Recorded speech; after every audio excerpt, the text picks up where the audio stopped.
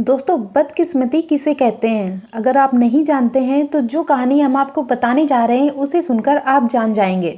जैसे कई लोग मानते हैं कि वही होता है जो मंजूर खुदा होता है, इसलिए वो अपने हालात को बदलने के लिए कोई ठोस कदम नहीं उठाते, चाहे उनके साथ कोई नाइंसाफी ही क्यों ना हो जाए या फिर उनके ऊपर भयानक जुल्म ही क्यों ना ढाया जाए। वो बस इसे अपनी बदकिस्मती समझकर हाथ पर हाथ धरे बैठे रहते हैं। दोस्तों, आज हम आपको एक ऐसे शख्स की कहानी बताने वाले हैं जिसे इतिहास का सबसे बदकिस्मत इंसान कहा जाता है। इसके पीछे एक बेहद ही रहस्यमय कहानी है जिसके बारे में जानकर आप भी हैरान रह जाएंगे। दरअसल हम बात कर रहे हैं वाल्टर समरफोर्ड, जो ब्रिटेन के रहने वाले थे। वह सेना में अफसर थे। उसके साथ एक जैसी 3 रहस्यमय घटनाएं घटी जिसकी वजह से उसे बदकिस्मत माना जाने लगा। इतना ही नहीं, मरने के बाद भी उसके साथ वैसी ही घटना घटी थी। तो वाल्टर समरफोर्ड के साथ पहली घटना 1918 में घटी थी, जब विश्व युद्ध के समय उनकी तैनाती बेल्जियम में थी। एक दिन वह घुड़सवारी कर रहे थे, तभी उनके ऊपर आकाशीय बिजली गिर गई। इसकी वजह से उनके कमर के नीचे के पूरे शरीर में लकवा मार गया।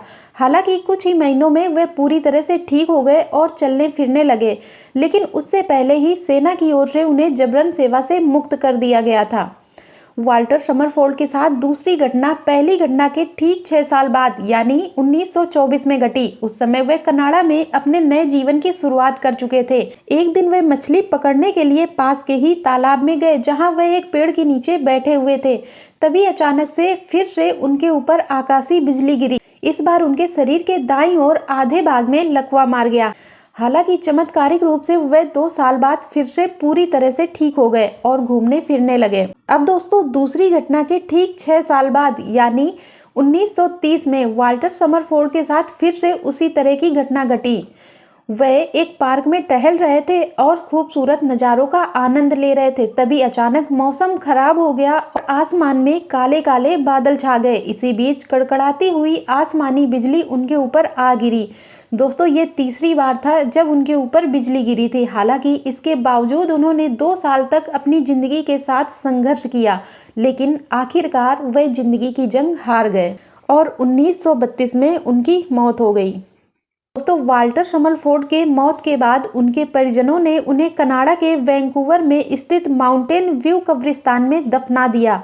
लेकिन हैरानी की बात तो ये है कि आकाशीय बिजली ने उनके मरने के बाद भी उनका पीछा नहीं छोड़ा और साल 1936 में उनकी कब्र के ऊपर एक बार फिर से बिजली गिरी, जिससे उनकी कब्र के ऊपर लगाया गया पत्थर टूट फूट गया। यह घटना भी तीसरी घटना के ठीक 6 साल बाद घटी थी। अब हर 6 साल बाद वाल्टर समरफोर्ड के ऊपर आकाशीय बिजली क्यों गिरती थी, यह आज भी एक रहस्य ही बना हुआ है। लेकिन जिस तरह से उनके साथ एक ही घटना बार बार होती रही, इसे देखते हुए उन्हें इतिहास का सबसे बदकिस्मत इंसान कहा जाने लगा। दोस्तों, यह एक सच्ची घटना है और वाल्टर समरफोर्ड के साथ ऐसा क्यों होता था, यह आज भी रहस्य है।